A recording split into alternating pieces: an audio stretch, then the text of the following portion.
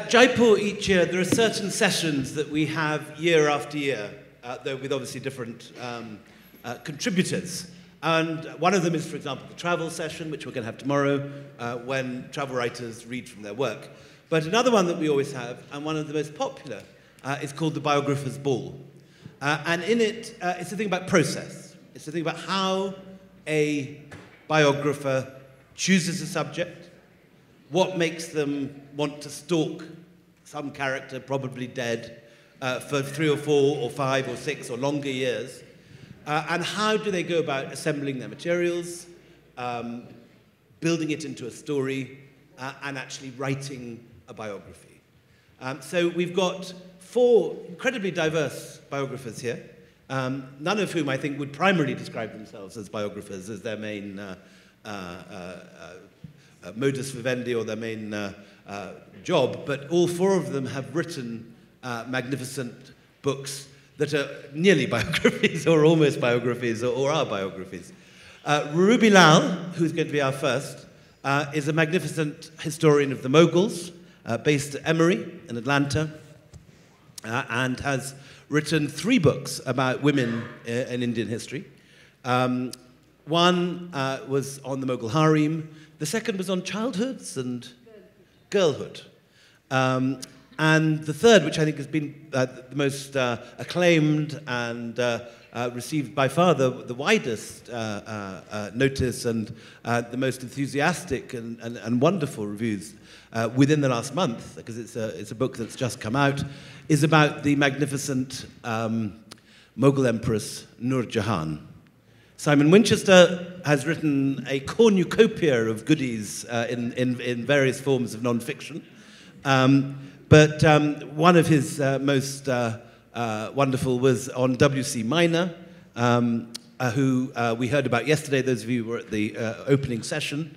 The madman who was one of the largest contributors to the Oxford English Dictionary, madman and murderer. Yeah. And so we're going to hear more about the process that led him to that. So I'm not going to talk about that. Oh, you're not going to talk about that? Okay, we'll talk about something else then, okay? Fair enough.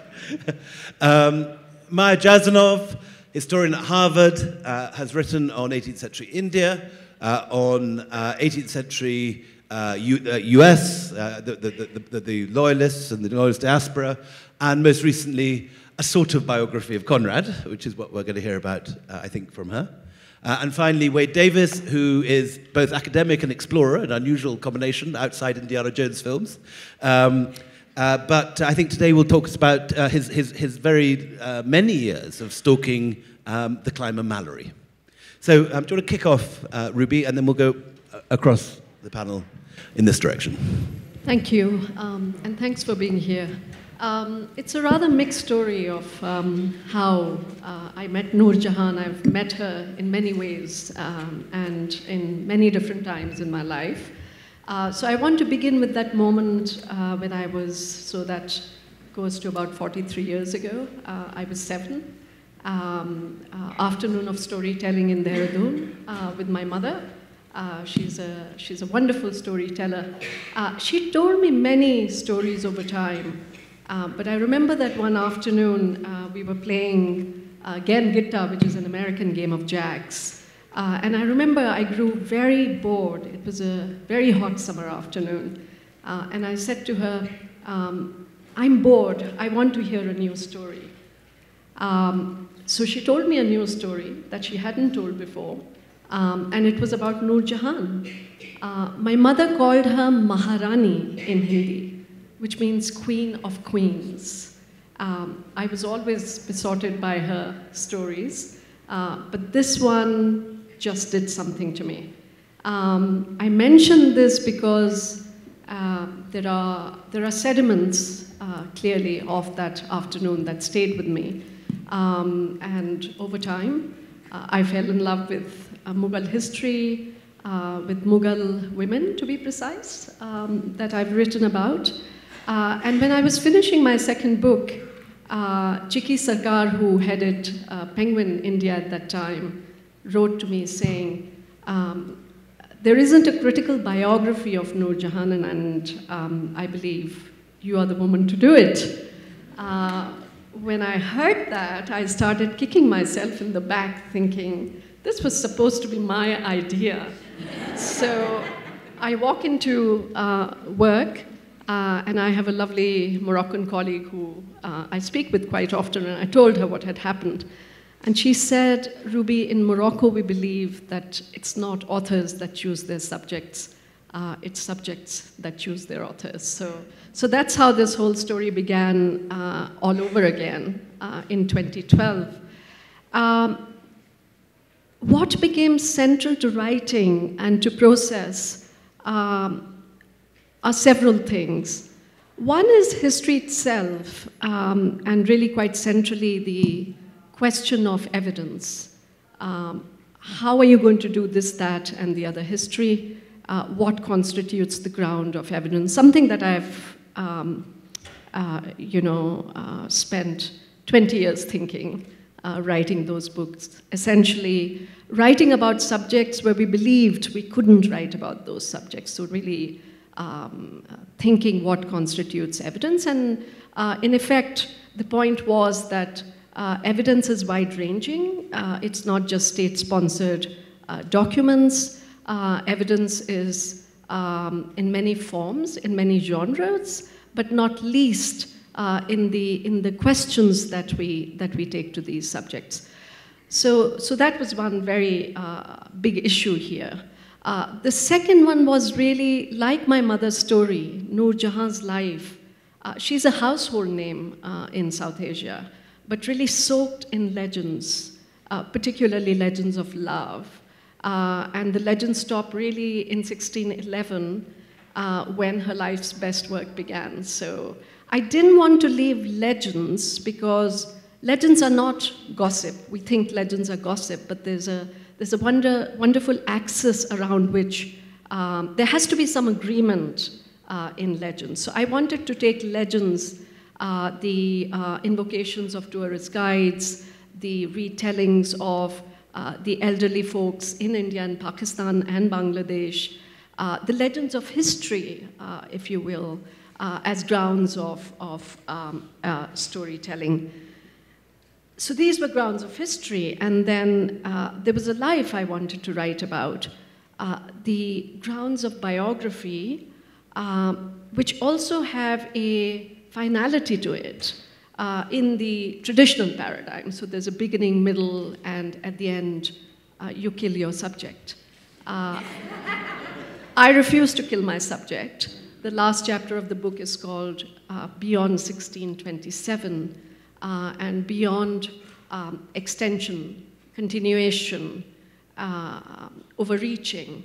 She lives in the public imagination, but I was also installing her as one of the great Mughals of India. When we think about the great Mughals of India, we think of the male Mughals, but here's a co-sovereign. And I just very quickly want to speak about the evidence base by quickly just saying that even in legends and popular imagination, you hear about Noor's power, but you hear it in bullet points. For instance, people say things like, she issued coins. There were imperial orders that were struck in her name. She appeared in the Jharokha, that is the windows of the balconies, all technical signs of sovereignty. But how to give concreteness to this? How to give a full-bodied character to the context, so much so that the context itself becomes narrative. So I'd love to take this up in the Q&A and more with William, but really the last point about art history, about process, where historians tend to, myself included, have tended to use art as insertions, as illustrations. But I really, in effect, in the last few years went to graduate school in art history and had to teach myself the technicality of art, because she was the first woman to be actually portrayed. That is not stylized portraiture. And there's several. I'd like to show one painting of hers right here, which is in the Rampur Raza Library, right here. painted by the poet laureate, painted by the painter laureate Abul Hasan Nadiruz Zaman, meaning the wonder of the age. There's a whole chapter in the book in which I tried to get into the head of Abul Hasan, wondering how he thought of this style, because the inheritance that he had was of Naika mode, which is beautified women. And he completely breaks from this tradition in casting Noor Jahan as loading the musket. She's supposed to be a very fine hunter, another sign of Islamic sovereignty. This is a painting that's classified by art historians as the real Noor Jahan, painted somewhere between 1612 and 17, which has very serious implications on her sovereignty. So this was known painting, for example, and there are several others that become very strong grounds of writing this book. I think I'll... One question. How much of her own writing survives? Were you able to recover her voice at all? Yes, so I think this is another question in biography that comes up again and again. If we are going to go by a memoir or letters or exchanges of that kind, then the biography of Noor Jahan is impossible. We do not have, but we have her poetry. We have copious writings by almost all the court chroniclers of the time, including her husband, the paymaster general, a man called Mutamed Khan, the first inscriber, a man called Farid Bakri, who wrote a collection of 365 biographical entries of Mughal noblemen, in which he included one woman called Noor Jahan, and that's the longest entry, which becomes the genre for an 18th century collection of Mughal biographies. And then we have innumerable paintings, we have her coins, we have her imperial orders, another technical sign of sovereignty. And again, the orders were known. When I read those orders closely in Persian, I was very struck by her signature. It said... She was literate, she could write. Yes, yeah. Noor Jahan Padshah Begum, which means Padshah meaning the king, Begum is an honorific, but literally the lady emperor. So there's all this unfolding that's going on in the documents.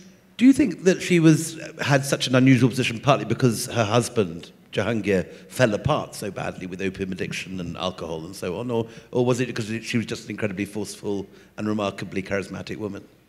I think it's a combination of factors that lead to her rise. The thing about Jahangir, we should remember, I think it's an old trope to think of him as an alcoholic, and he himself puts down his consumption. Yes, in his diary, he charts exactly, and is very proud when he gets his alcohol. His cups. Yeah, when he gets down to only having whatever it is, 3 cups of triple distilled. That's right. But he never abdicates the throne. I mean, that's an important point. But also really his whole investment in pondering, in thinking sovereignty, in thinking the wider landscape. So certainly he, but also her father, who's the Wazir at this time, her older brother Asaf Khan, an important nobleman, and Shah Jahan, her stepson in the early years. This is a very close circle. I also think that her first marriage, which is also a bullet point rendering, is a very critical moment because she goes to Bengal, and this is the moment when Bengal is like the Wild West. It is, it is. Some would say it is still. Well, and just then, incorporated into... We have at least one Bengali on this panel who can... incorporated into the Mughal Empire. So the early learnings of center-state relations, where would she finesse hunting, the land of the Bengal tiger, but it's the whole landscape and the machinations, that allow her to bring all of these things. So I think a certain kind of upbringing, the first marriage, and then eventually the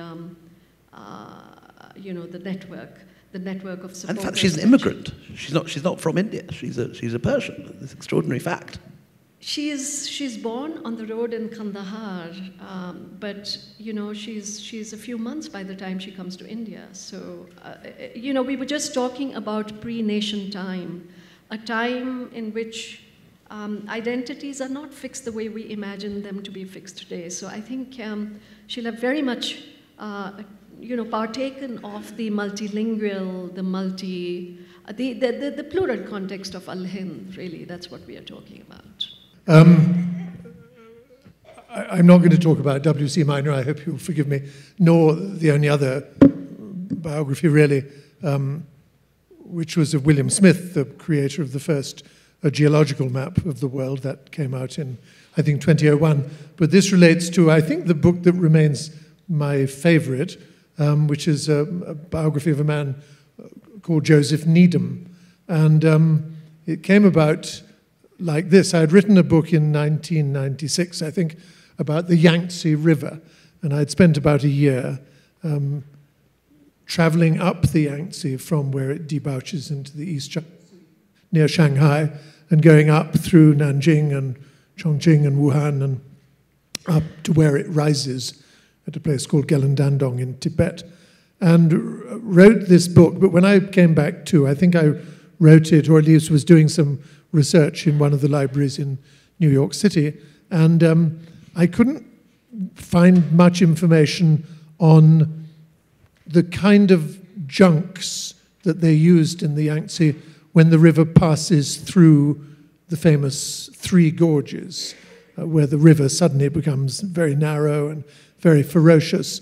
And before 1906, which was the year that steam navigation came to the river, you had to work your upstream junks by having enormous bamboo hawsers attached to the prow, and literally thousands of men called trackers who would, in passageways on the mountainside beside the river, pull the boats upstream against this ferocious downstream current.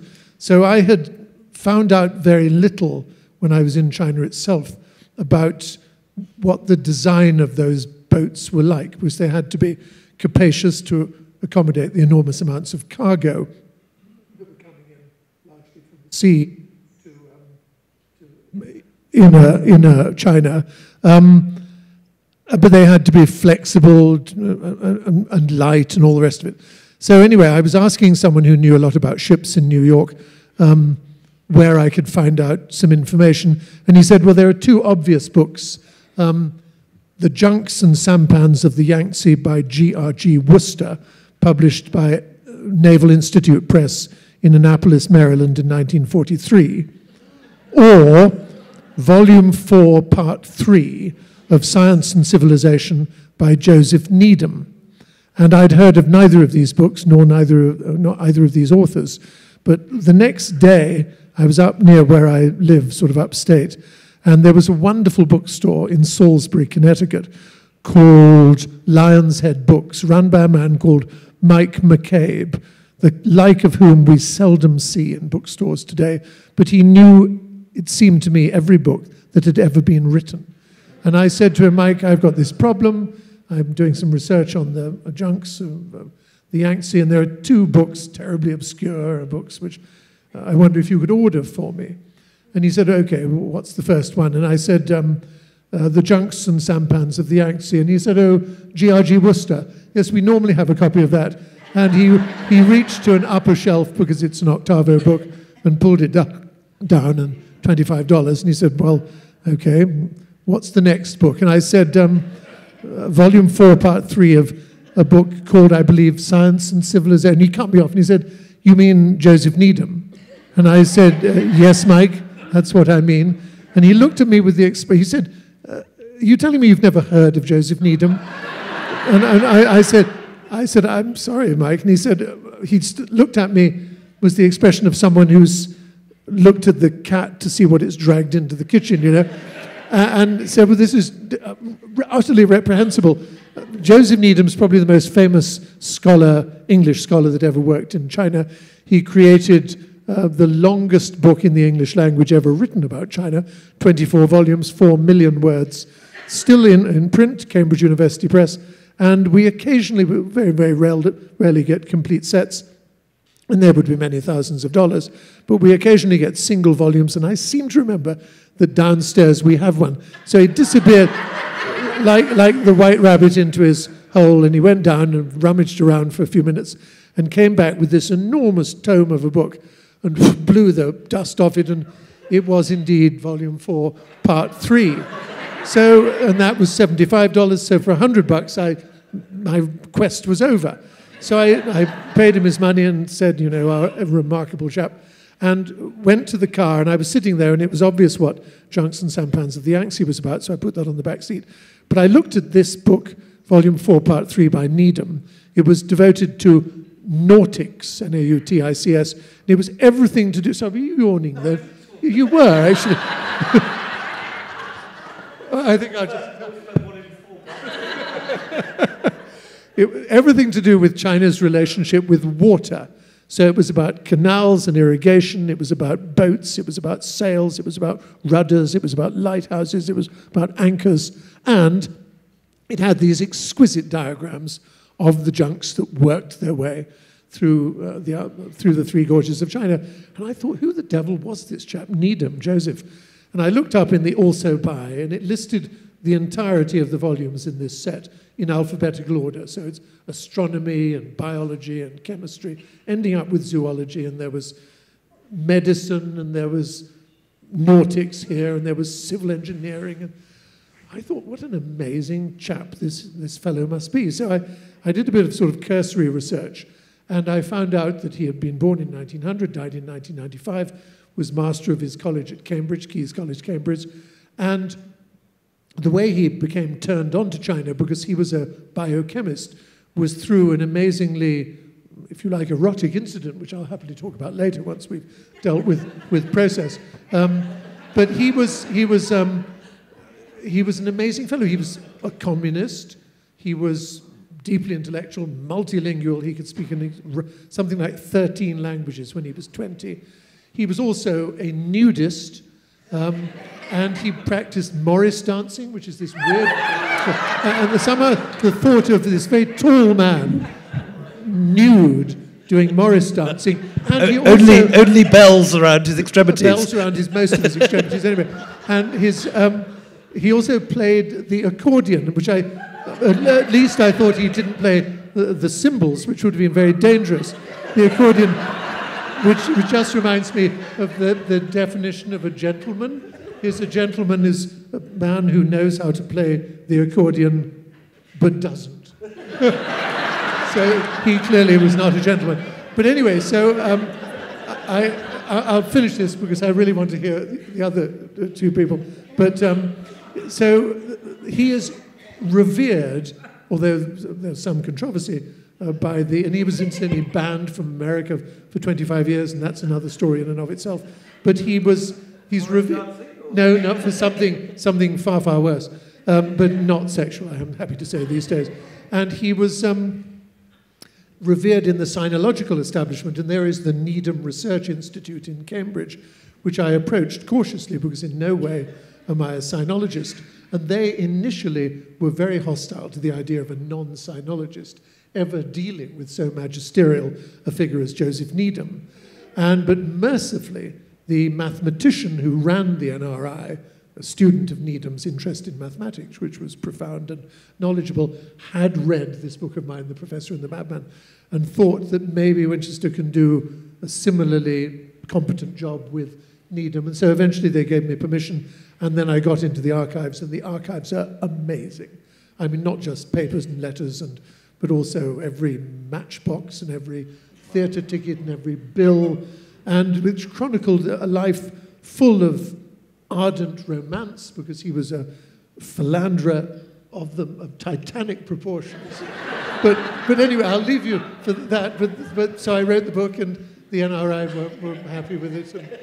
But the process of getting there belongs the real heroes. This chap, Mike McCabe, so one of the great booksellers of the planet.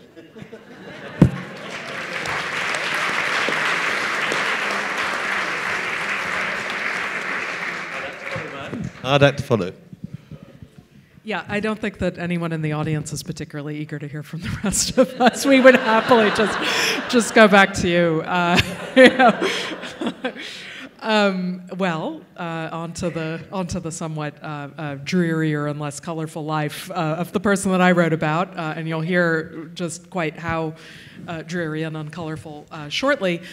So I just wrote a book about the novelist Joseph Conrad, who's best known here in the US, I think, for his 1899 novella Heart of Darkness, and perhaps even better known for the movie that was made based on Heart of Darkness by Francis Ford Coppola, namely Apocalypse Now.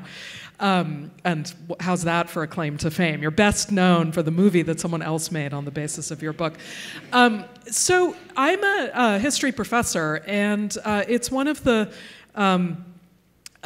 perversities of my profession, which helps explain perhaps why my profession isn't quite as well entrenched in the public imagination as it might be, that we tend to think that biography is a very kind of inferior art form, and no historian worth her or his salt in a university would dare to publish a biography unless it's about a figure who no one has ever heard of, which therefore makes it appropriate for scholars to go write about. And so there's been this long-standing kind of skepticism about biography as a sort of popular genre. You know, there's the one flavor of it, which is, you know, white men writing about other white men for the edification of a new generation of white men. And then there's the other sort of version of it, which is the kind of, you know, put a woman with a frock on the cover and written by a woman in a sort of flowery handwriting, and it's sort of a fun romp through, you know, I don't know, 18th century costume history or something like that. So these are the kinds of things that are thought of as biography in the academic world. And so when I started to write about Joseph Conrad, I was emphatically not writing a biography. I was instead writing a book that was about the world circa 1900, and in particular, I had the idea for it, and chatting with a friend, talking about how at this moment in world history around 1900, it's the period when the British Empire is at its self-confident height. You could look at British-produced maps of the world at that time, and they would be colored. Vast portions of the map would be colored pink to indicate British power. And it's the image and the moment that is most associated in literature, at least, with the figure of Rudyard Kipling and the ideas of East is East and West is West, and never the twain shall meet, or pick up the white man's burden, etc. And I thought to myself, you know, that is a very familiar image, and one that we sort of grasp as historians as representing a moment very different from ours, from which we have evolved into the great, you know, liberties and so forth of post-colonial independence. But then I thought, you know, is this world that produced Kipling and produced that map and that was the sort of high point of British hegemony was also the world of this rather different writer, in my view, more interesting than Kipling, namely Joseph Conrad. And that I thought if I looked at the world of Joseph Conrad at that time, I actually didn't see any overlap with that British imperial pink, despite the fact that this figure lived through, you know, he was born in 1857, died in 1924, you know, lived through the great arc of British imperial expansion and consolidation. And yet his books were set in parts of Southeast Asia where the British were not dominant. They were set in Central Africa, famously with Congo, where the British, not in a British domain. When he wanted to write a book about kind of the rising, the fluxes in imperial power of the period, he chose to set it in a fictional Latin American republic.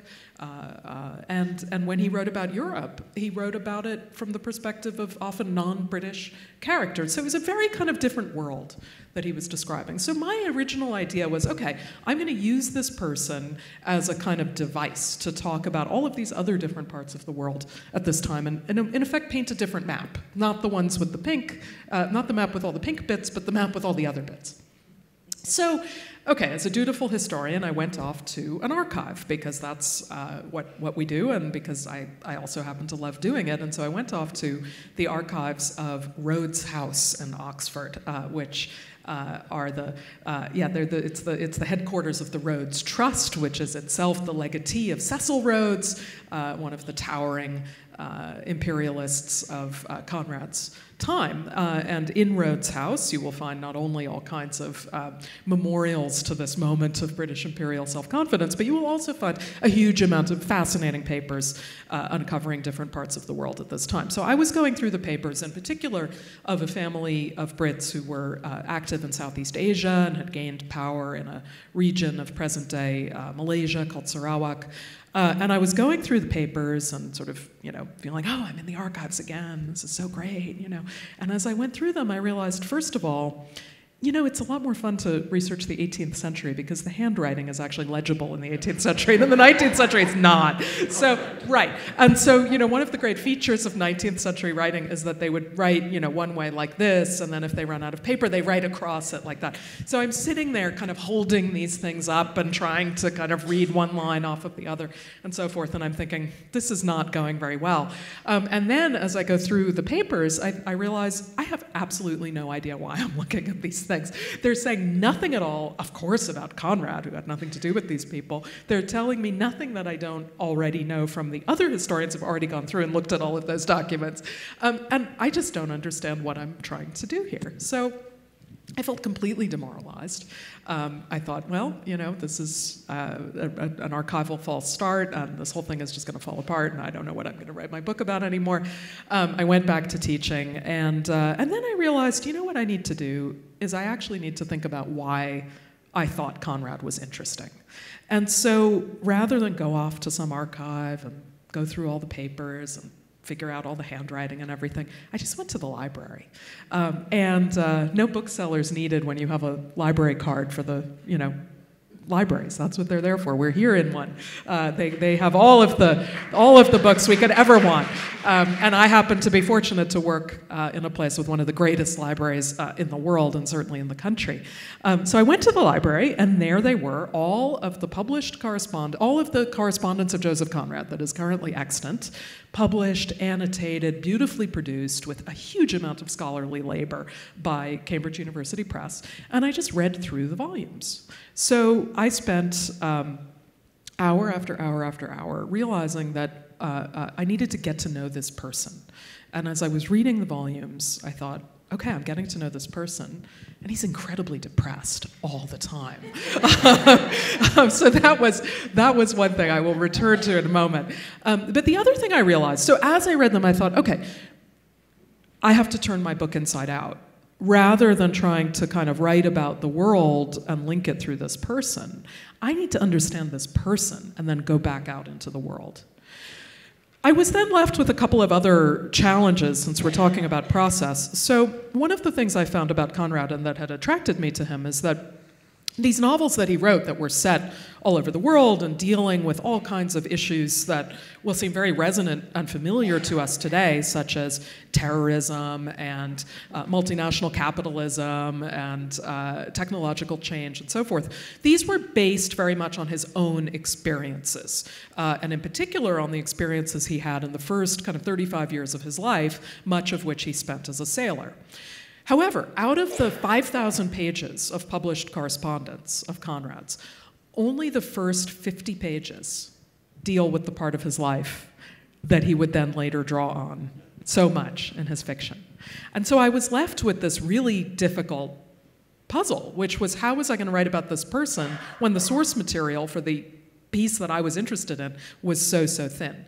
And so that's where the archival thing then kicked back in, and I was able to go fill in other bits and pieces, because every one of us, as we go through a day or our lives, is generating documentation one way or another, particularly every time we come into contact with an institution or the state in various forms. So I was able to sort of go back and find a lot of documentation. But then I did one other thing, which I think some of the others on the panel have done as well, which is that I realized that in order to get a feel for some of the experiences he had traveling around the world as a sailor, I should just do it myself, because those places are still there, and ships are still moving around the world, and there are still boats going up and down the Congo River.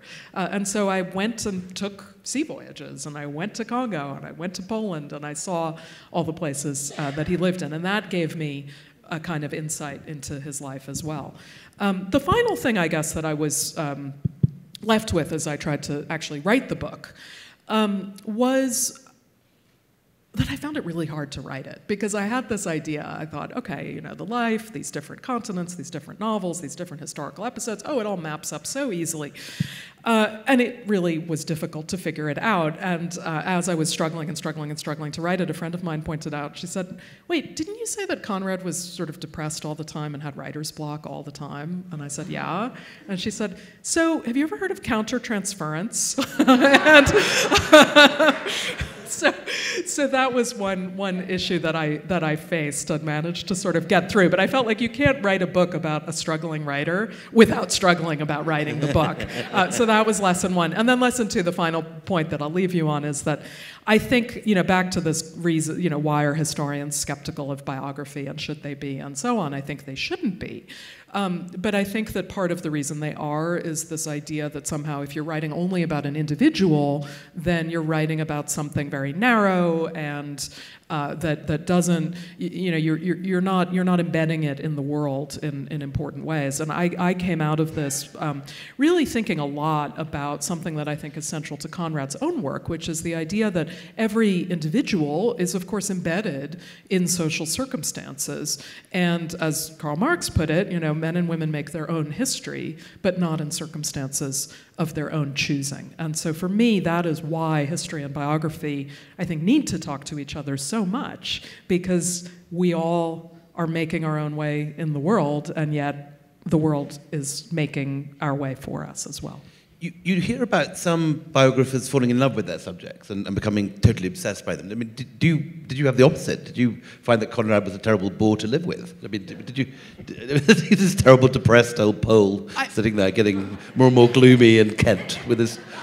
Yeah, I mean, I had my moments. I didn't fall in love with him at all, but I didn't hate him either. I mean, I think I just had this sort of, you know, maybe it's that I never felt that I could hear his voice, which was interesting because he spoke English in a thick accent. And so that was a funny thing, that I know that he spoke English in a thick accent, but he wrote English so incredibly fluently and humorously and so on, that I kept on having to try to put these two things together. But I did like, you know what endeared me to him in the end? He had wonderful friendships, very meaningful, long-lasting, multi-layered friendships with both men and women.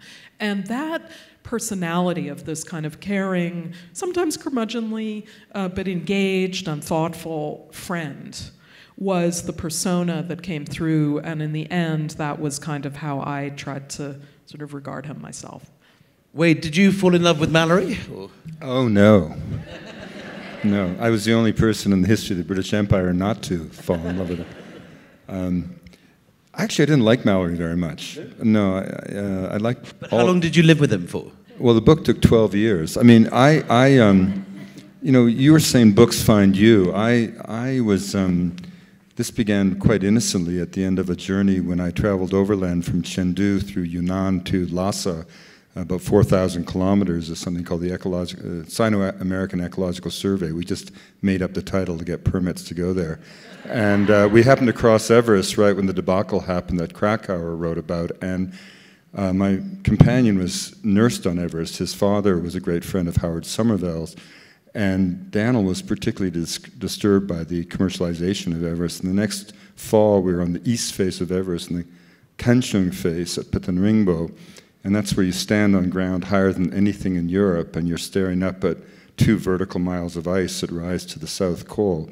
And Daniel, in his inimitable way, began to speak of these Englishmen in tweeds who read Shakespeare to each other in the snow at 23,000 feet. And I was immediately hooked. And I instantly knew that I didn't care. I mean, the fundamental story, if it's not known to you, is the British, having lost the race to the 2 poles, sort of grabbed onto Everest as a 3rd pole and made 3 attempts to climb it, to scout it in 1921, to attempt to climb it in 22, and finally in 24, George Mallory, the most illustrious climber in the empire, with his young companion Sandy Irvine, were seen going strong for the top in the Northeast Ridge when the mist rolled in and enveloped their memory in mist.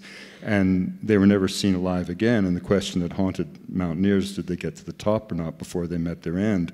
From the start, I wasn't interested in that. I wanted to know who these men were and what was the spirit that carried them aloft. And there had been books in those expeditions, but they tended to view the other characters on the expedition as support figures for Mallory, and they tended to view those expeditions as isolated in time. Whereas I knew just from the age and the class of these men that the vast majority of the 26 who participated in those 3 expeditions would have gone through the agony of the Great War. And my sense from the very start was that they wouldn't have been cavalier about death, but they would have seen so much of it that it had nothing to teach them save that of their own. And that perhaps for that entire generation, life mattered less than the moments of being alive. And maybe that accounted for why Mallory kept going on that fateful day. And so from the very start, I set out with the goal of finding out where each of those 26 men had been every single day of the 4 years and the 4 months of the Great War, and to ascertain to the extent that I could what they had been exposed to. Well, it turned out that 6 of the men had escaped the war: a school teacher, diplomat, too old, too young, but 20 had seen the worst of the fighting. And one of the things about that war that we forget is how condensed it was. The entire British sector of the front for much of the war was only 85 miles long. And behind that front, they built 6,000 miles of trenches, 6,000 miles of railroad. And because the war was so documented, it was famously said, for example, of Passchendaele and the Somme, that the British Army lacked the clerk power to tabulate the dead. Well, if true, they kept records of everything else.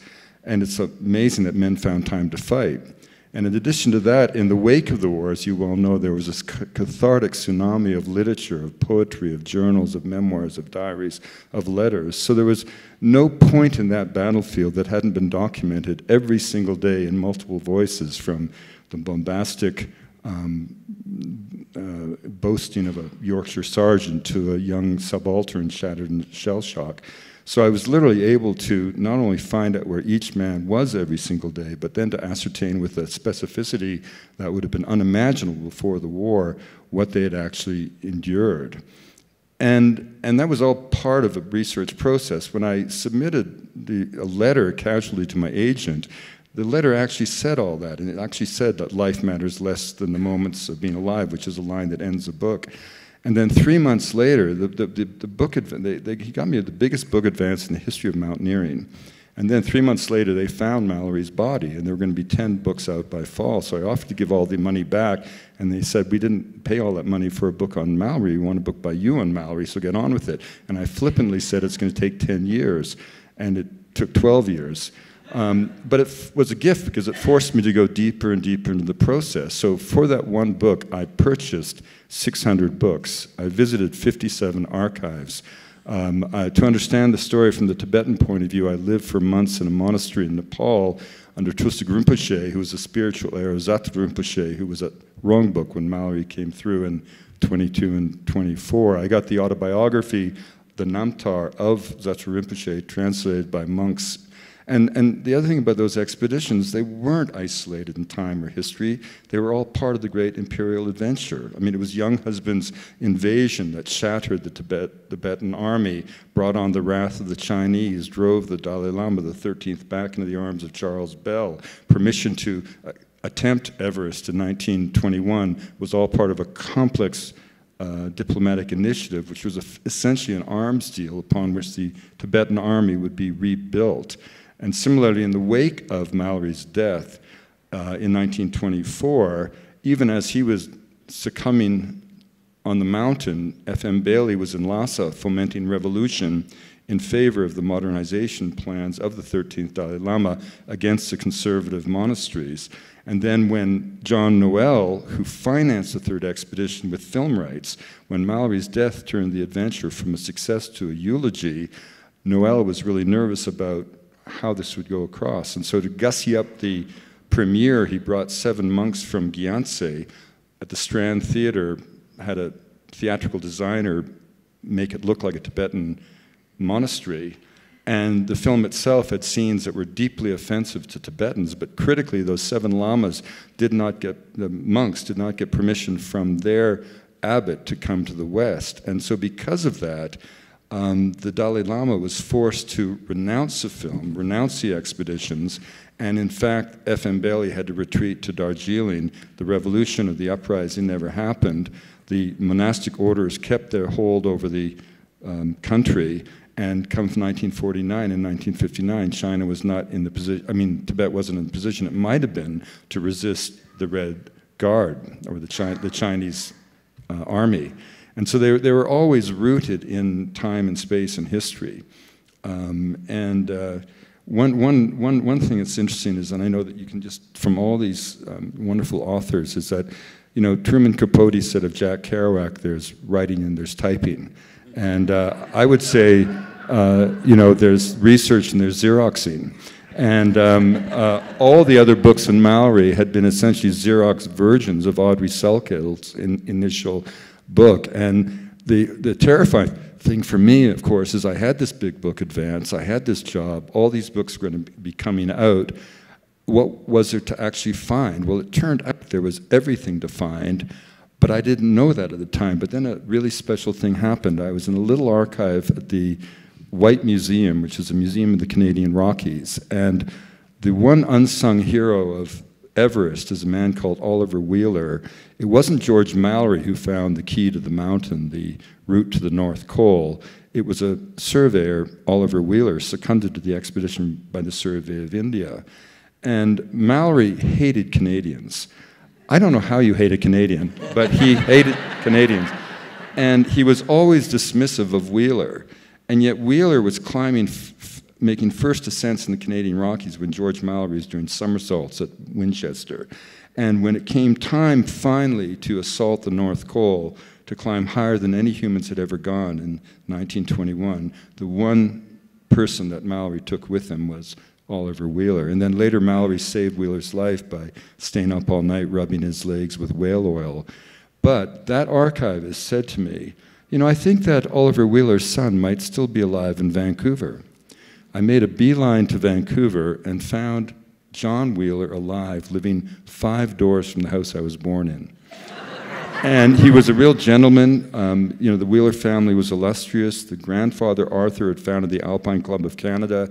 He had surveyed the border between British Columbia and Alberta. Our man Oliver, who went on to become Survey General of India, knighted in World War II for having created 50 million maps. He was the youngest Dominion surveyor, and so I saw John, and at this point, all British historians said that only one journal was kept in 1921, Guy Bullock's account, which was published by the Alpine Club in London in 1962. Mallory never kept a journal, and Howard Bury had reports back to the Times. And so I'm talking to this man, a wonderful man, John Wheeler, and in the middle of this, he simply reaches behind him and pulls from his shelf 2 fat journals, which turn out to be the journals his father has kept as he walks across Tibet in 1921. And I was simply breathless. I knew they'd be full of interesting things, but more importantly, it told me if the British historians haven't found this, what else haven't they found? And so I was too polite and Canadian to ask to borrow these things. So we had this wonderful conversation. And what happens in Canada, at the end, it all becomes social. What school did you go to? Well, he went to the same boarding school my father had gone to.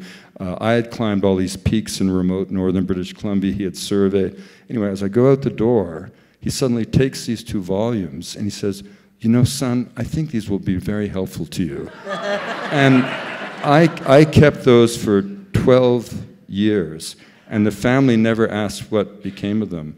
So now we just made a 90-minute documentary feature film on Oliver Wheeler. We're starting a campaign to have him posthumously given the Order of Canada. It's just unbelievable, this man. And on the day that he died, in 1962, I later found out all his journals going back to 1898. The day this man, utterly unknown to Canadians, died, the last journal entry in his journal, indisputably in his own hand, in pencil, and he was the greatest soldier we ever produced in Canada, virtually, is the word died. He announced his own death, you know. And so, you know, it just, but one quick anecdote to give you a sense of how the link between the war and the mountain. I never said this happened in the war, therefore this happened on the mountain. I was just saying that if you want to understand these men, how can you ignore the fact that they spent this time at the front? On the approach march in 1921, a man called Kellis, high-altitude physiologist, 56 years old, too old for Everest, virtually dies of exhaustion, and he's buried in the shadow of a fortress in the Tibetan plateau called Kampazong. On the day of his interment, Wheeler's entry in his journal reads, "Well, they buried the old boy in the morning. Thought it was going to be the afternoon. Terribly sorry to have missed it, but I do hate funerals." Well, how do you miss the internment of someone you're walking across Tibet with, one of 6 men? Well, I knew the answer would lie on the Western Front. He was a soldier. He graduated from our equivalent of West Point, Royal Military Academy, the most decorated cadet in the history of the institution. He was a Royal Engineer. He ended up with the 7th Meurde Division, which immediately at the outbreak of hostilities went back to France by October of 1914. By that point, the British Expeditionary Force was annihilated. The entire British sector of the front was held by the Canadians in the north, the Indian Army in the south, and both sides, the topography of Armageddon was in place, and both sides had begun to sap each other. And it came to the attention of Wheeler's command that the Germans had put 2 saps within 30 feet of their front line, and he was given the order to go over the top and bury those saps in a way that would dissuade the Germans from using that tactic again. He goes over the top with 125 men. He's a lieutenant. All hell breaks loose, very lights, mortars, machine gun, artillery. And he finds to his horror that the saps are full of Germans about to attack them. So the result is this melee of hand-to-hand combat of the most ferocious sort. The Indians finally push the Germans back, but not before the saps are lined 3 bodies deep, chest to chest, of dying boys on both sides, flailing about, as he wrote in his journal, like trout in my kraal. And he, as a Royal Engineer, had to bury them alive. So when he says in Tibet, I do hate funerals, that's what he's referring to. And that's the way the war played into the lives of these climbers.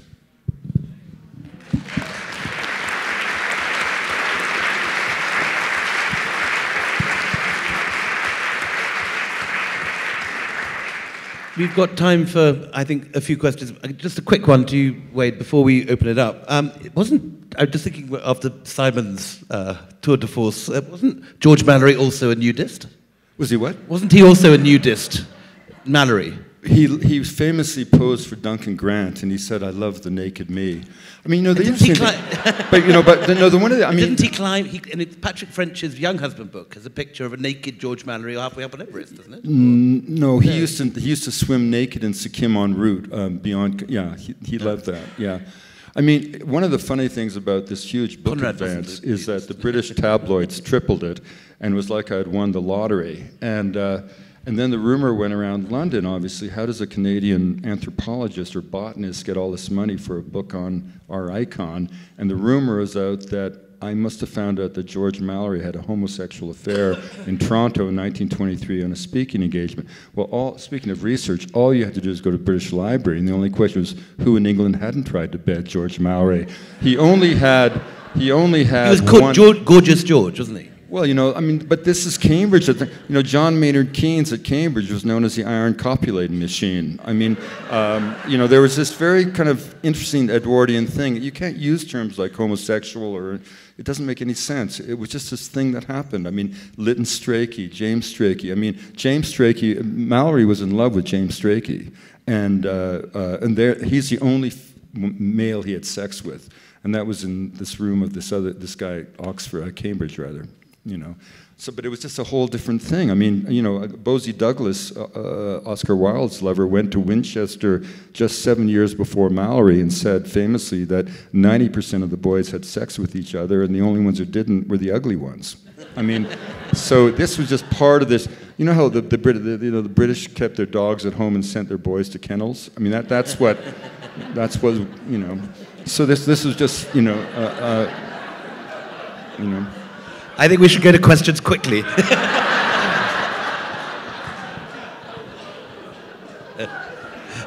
Please, someone ask one now. Gentleman at the back there with a beard. Thank you.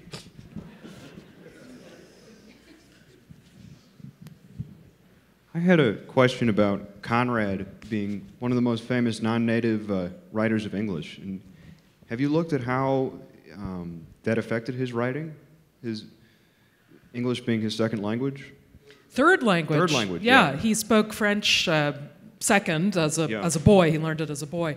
There's been linguistic analysis of Conrad, which has tried to find foreign usages and so forth. I mean, the main thing to note about Conrad, however, is that his English is no one reading Conrad now would look at that and say, oh, this guy was not a native speaker. We have absolutely no ability to tell, because the man was obviously a linguistic genius. And I would add to that we can kind of tell that language learning ran in his family, because his father was also a man of letters and wrote poetry and plays and translated from French into Polish. And also, interestingly, during a short time when he was in prison, he was given by his wife at his own request, quote, Robertson's Lessons for Learning English, unquote. And from this book, he obviously taught himself English well enough to translate Dickens from English into Polish. So that's Conrad's father. And then we get Conrad, who's being, tutored by his father in all kinds of ways. So, it's miraculous. Nabokov, of course, is someone who wielded English as well as anyone who has lived has wielded English. Nabokov learned English as a boy, however, unlike Conrad. And I think with him you see something that you don't see so much with Conrad, which is a play with language. Yes.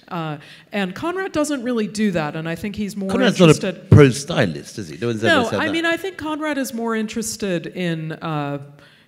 he's interested in just expressing, his ideas. He's not interested in the kind of phenomenon of language as a part of expression in the way that Nabokov and... Puns and wordplay, yeah. Exactly. You don't really find that in him. But I think that the final thing I would say about it is that I think that for anybody, first of all, I think any writing is a kind of translation, right? I mean, we're all looking at things and thinking about things, and we're then putting it into language in the same way maybe a painter puts it into paint. And so Conrad is doing that. But I would say that his frame of literary references would have had a lot of French literature, would have had a lot of Polish literature. His sort of sensitivity to the sort of the multiplicity of voices, which is a feature of his narrative style, I think is something that may be related to his own polyglot quality.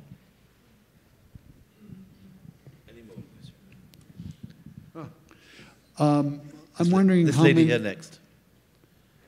No, you go on. Yeah. Okay. Wondering how many of you have read Jeff Dyer's struggles to write a biography of D.H. Lawrence, because it's one of the it's about everything that you're talking about on stage. Are you familiar with it? You know Jeff, don't you, Matt? I do. It's a wonderful book, and in fact, I can.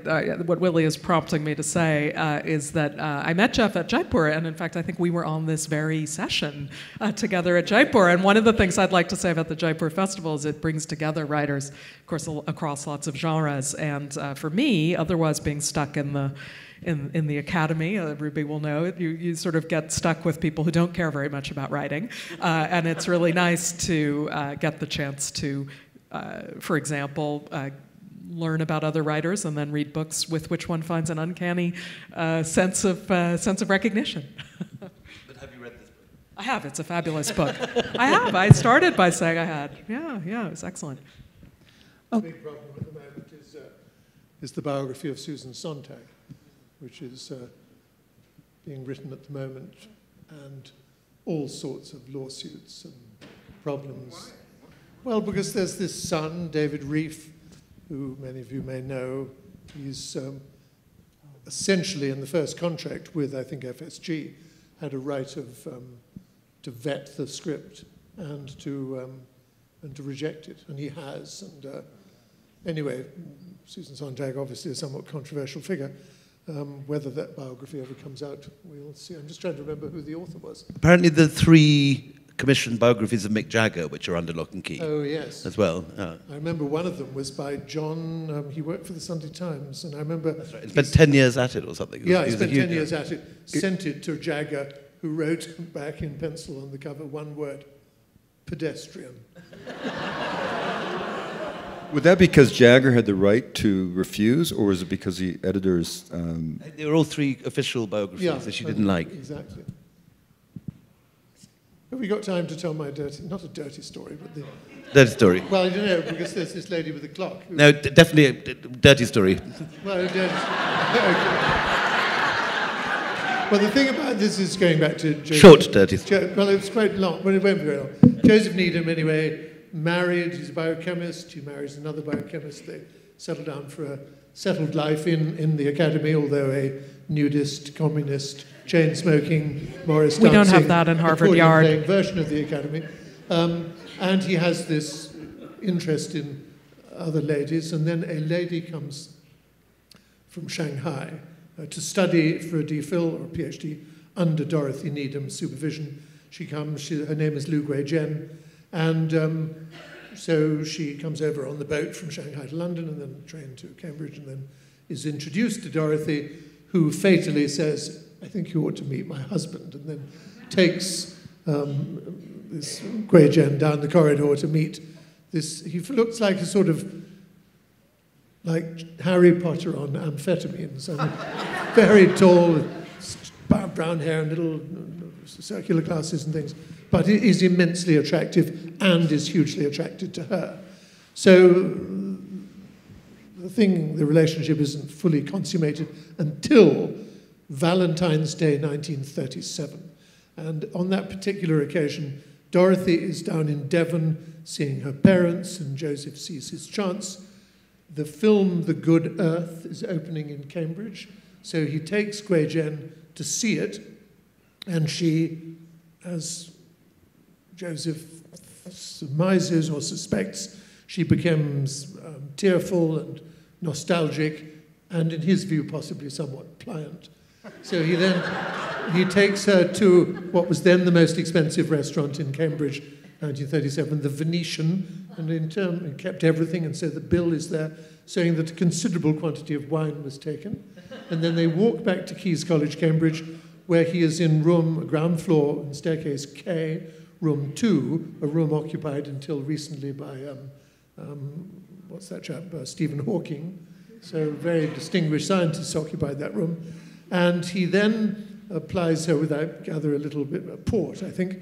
And then, in his diary, you see 3 asterisks, which suggests to me either something happened 3 times or something happened once, which merited 3 asterisks.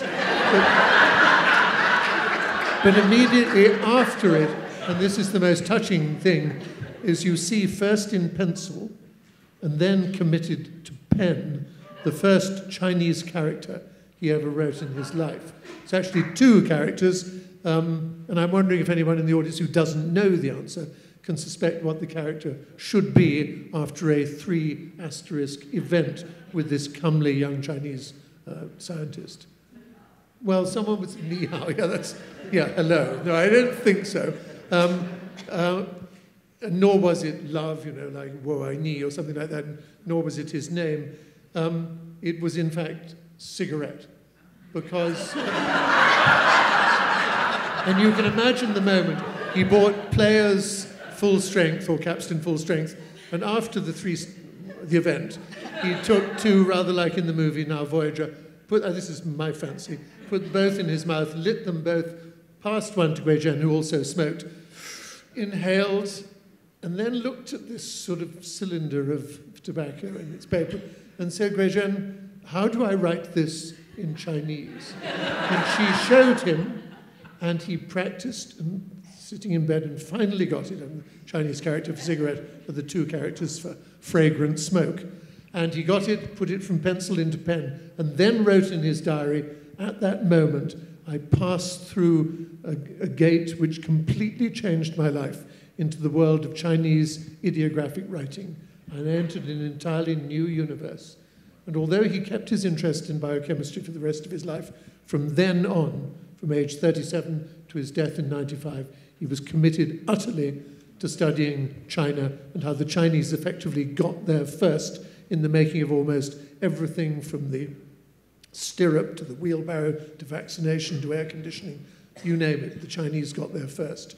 Which is, and you may wonder what happened to Gui Zhen. She remained living on the same street as he did in Cambridge. He married and remained married to Dorothy. She died in 1987, whereupon he married Gui Zhen, who had been waiting in the wings for 52 years. She then died 3 years later, and this randy old sod still wrote to 3 other women, including the director of the Toronto Art Gallery, saying, I'm still around and I'd be very keen to marry again. Shock-worn though I may be, I have some years left in me, but none responded to the challenge, and he died single.